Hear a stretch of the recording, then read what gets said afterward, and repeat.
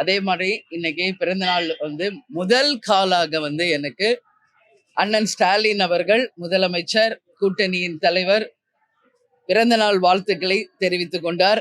மிக மகிழ்ச்சியாக அந்த பிறந்தநாள் வாழ்த்துக்களை சொன்னாரு. அப்ப நான் நினைவு கூறினேன், கடந்த ஆண்டும் என் பிறந்த நாளுக்கு நீங்க வாழ்த்து கூறினீர்கள் என்று. அது ரொம்ப சந்தோஷப்பட்டாரு.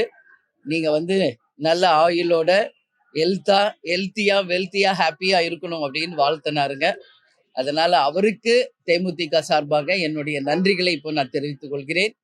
அது மட்டும் இல்லை, தமிழ்நாடு முழுக்க அனைத்து மாவட்டங்களிலும் அன்னதானங்களும் ஏழைகளுக்கு உதவும் திட்டங்களையும் இயன்றதை செய்வோம் இல்லாதவருக்கு என்று எங்கள் கழகத்தின் சார்பாக இந்த பிறந்த நாளை மக்கள் நாளாக கொண்டாடி கொண்டிருக்கும் எங்கள் மாவட்ட கழக செயலாளர்கள், ஒன்றியம், நகரம், பேரூர் கிளைக்கழக நிர்வாகிகள், எங்களுடைய மகளிர் அணி சகோதரிகள் எல்லாருக்கும் இந்த நேரத்தில் என் நன்றிகளை நான் தெரிவித்துக் கொள்கிறேன்.